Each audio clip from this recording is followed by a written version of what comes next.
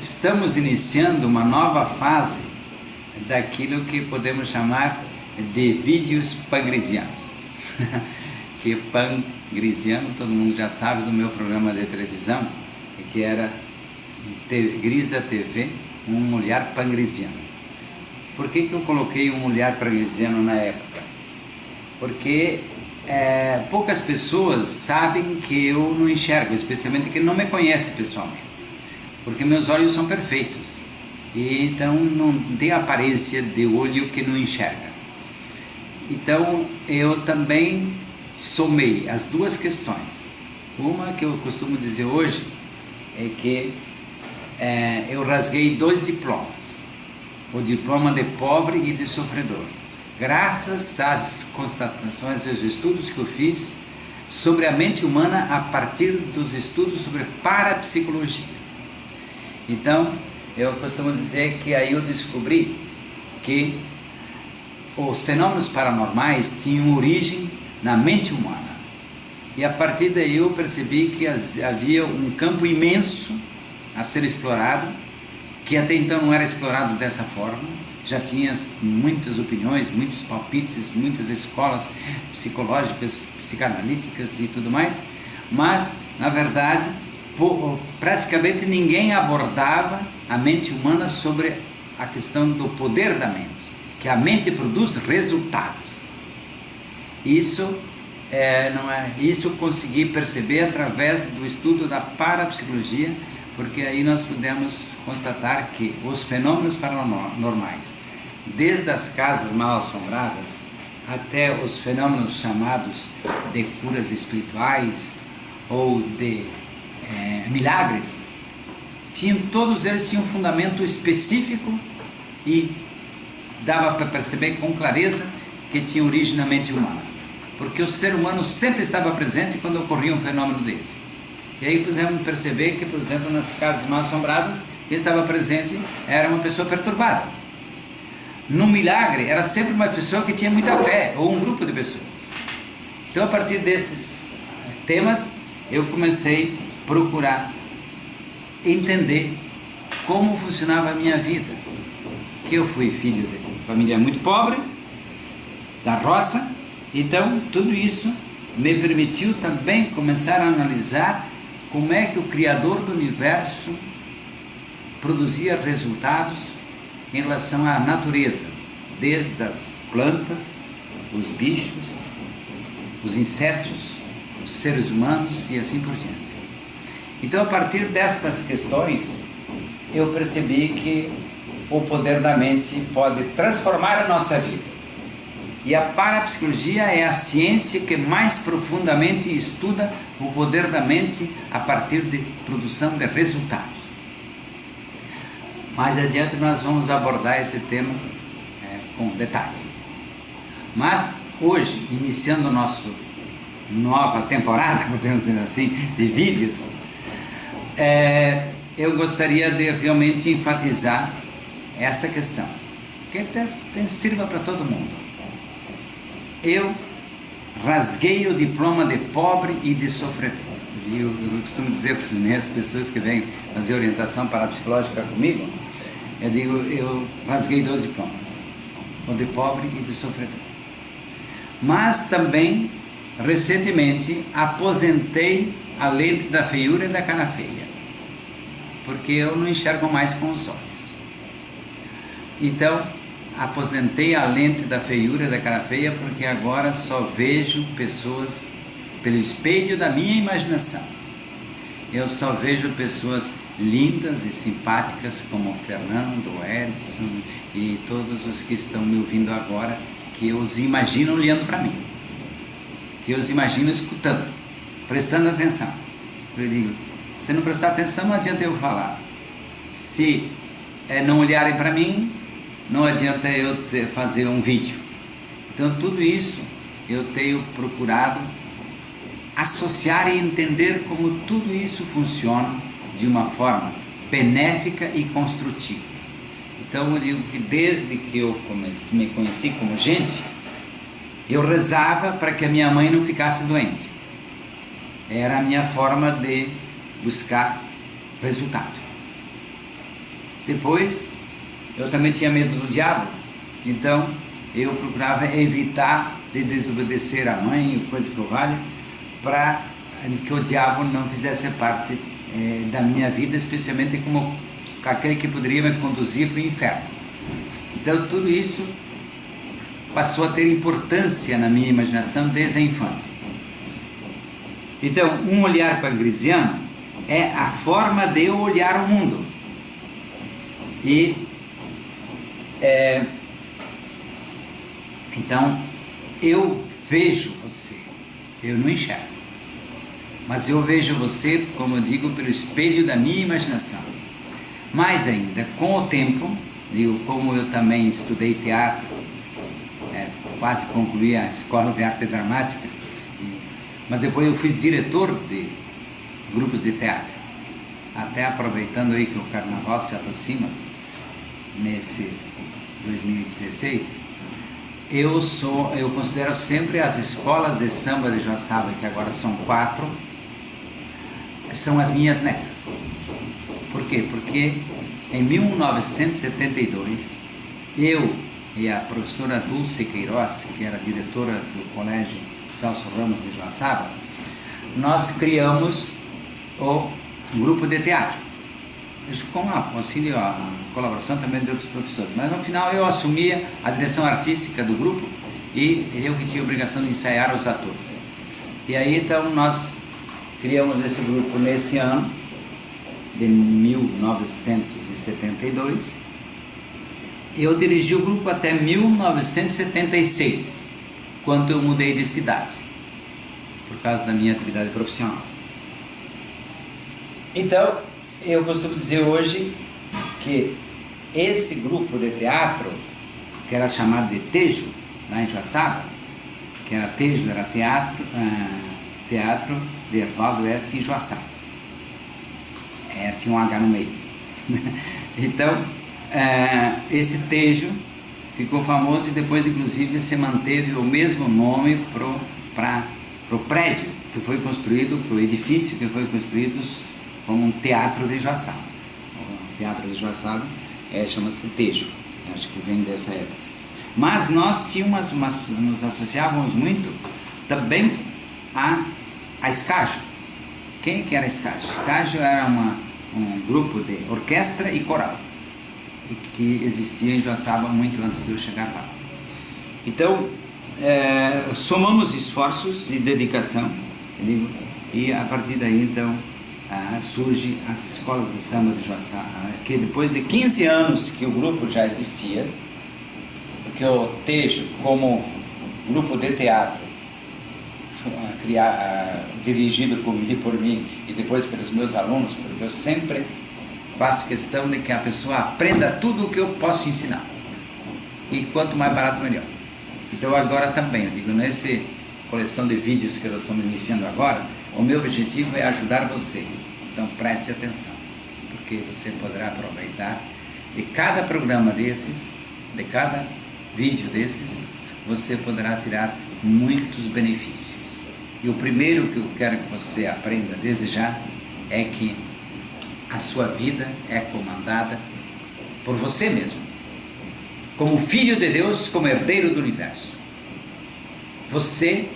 A sua vida vai para onde vai o seu pensamento, para onde vai sua imaginação.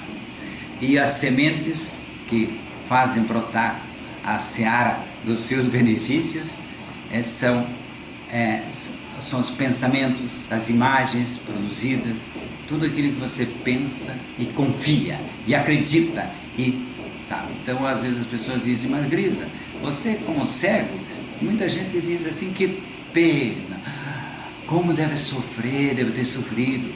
Eu digo, não, eu não sofri. Primeiro porque eu não sabia que eu tinha limitação visual, então eu achava que todo mundo enxergava como eu. E depois, à medida que eu fui conhecendo mais, eu fui percebendo, inclusive, os benefícios que eu recebi por não enxergar direito desde a minha infância. Nós vamos abordar ainda esse tema mais adiante. Bem, então, eu quero dizer a vocês que preste atenção nas palavras. Então, nesse final desse nosso primeiro vídeo, eu gostaria de dar algumas dicas. Eu digo que eu sempre desejei fazer o bem para as pessoas. Eu posso dizer que sofri de bullying no meu tempo de adolescente, porque quando eu tinha quase 13 anos, eu fui estudar para padre. E lá no seminário, os moleques que eram candidatos a futuros padres, eles também eram pessoas como todos nós, né? Então, achava engraçado, às vezes, que eu não enxergava direito. Ou, mas acima de tudo, porque eu era magricela. E por ser magricela, eu ganhei 10 apelidos. Eu costumo dizer que o apelido mais chato era pau de vira-tripa. O mais ágil era minhoca elétrica. E o mais chique foi Visconde de Sabugosa. Então, eu entendia todos esses apelidos, porque o pessoal me chamava assim, cada um dentro daquela cultura que era da nossa região, daqui do oeste, né? Embora eu fosse lá de Joaçaba, lá da região de Joaçaba, da região do oeste catarinense, eu digo, mas era Santa Catarina, era sul do Brasil. Então tudo isso me remetia a entender os apelidos que as pessoas me davam. Só que como eu nunca liguei para o sofrimento, e tanto que eu sofria, não deixa de dizer que eu sofria, porque sinceramente tinha pavor do diabo. Eu tinha pavor de poder um dia ser condenado ao inferno. Então eu queria salvar a mim mesmo e aos outros também. E aí foi um dos motivos porque eu fui estudar para padre, para salvar as almas para irem para o céu e não para o inferno. Quem é de formação católica, ou que conhece essa cultura católica, sabe o que eu estou falando. Bem, e quem não sabe pode procurar hoje lá na internet, né? Pode continuar a pesquisa, não só pesquisar os vídeos do Grisa, como outras coisas mais. Bem, então,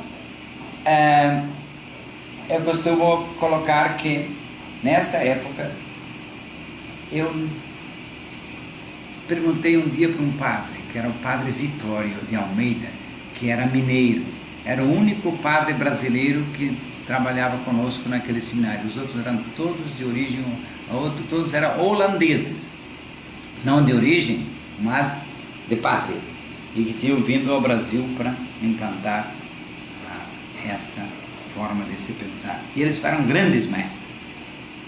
E eu sempre agradeço a oportunidade que eu tive de ter feito o melhor primeiro grau, o melhor segundo grau, a melhor faculdade, que no Brasil ninguém fez um curso básico, vamos dizer assim, antigamente se chamava primeiro e segundo grau, hoje se chama básico, como que é? Bem, tem outros nomes. Em todo caso, eu costumo dizer então que este meu aprendizado, essa minha busca de ajudar as pessoas, fez com que eu percebesse que havia muitas maneiras para a gente somar para multiplicar, um ajudar o outro. Mas quando eu perguntei ao padre Vitório de Almeida, o que significa Visconde? Ele me respondeu, é título de nobreza. E eu perguntei, e o que significa nobreza? Ele disse, são pessoas ricas e chique. Eu gostei da ideia. E aí eu fui estudar mais. Aí ele me disse assim, o padre Vitório, quer conhecer o Visconde? Eu disse, quero. Daí ele me levou lá para a biblioteca do seminário e me deu um livro que eu tenho quase certeza que devia ser O Sítio do Pica-Pau Amarelo, do Monteiro Lobato. A partir daí eu digo que eu comecei a entender o ser humano, porque eu li toda a obra de Monteiro Lobato, e Monteiro Lobato sempre está presente, muitas vezes está presente nos escritos dele, que termina lá, a moral da história é essa, né?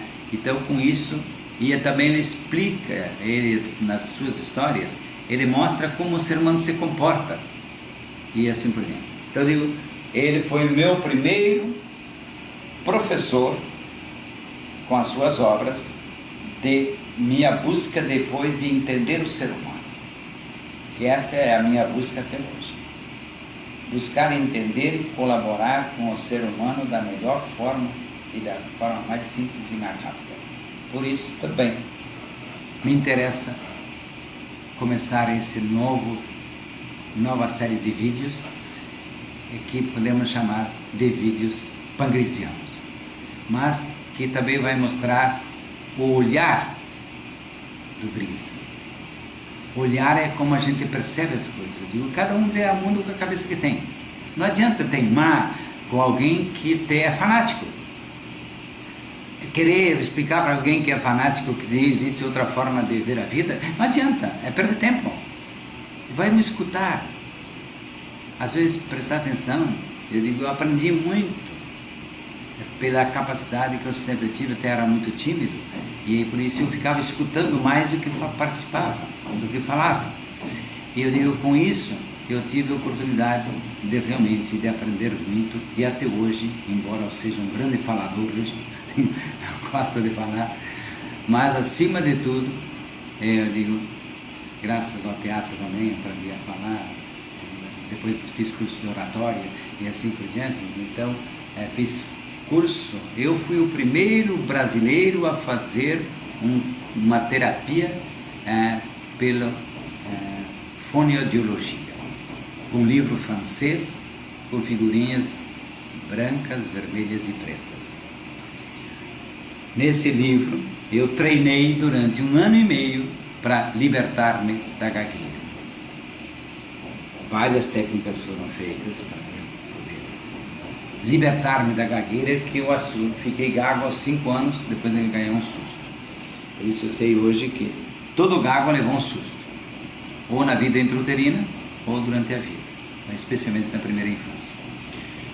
Bem, então o que eu poderia dizer para vocês hoje, que leia, estude, observe, analise, preste atenção no que se passa à sua volta. E por isso eu estava conversando há pouco com os meus 2 parceiros na produção desse vídeo, que é o Fernando e o pai dele, que é o Edson, que hoje cuida da nossa parte de informática. Ele estava dizendo para eles que realmente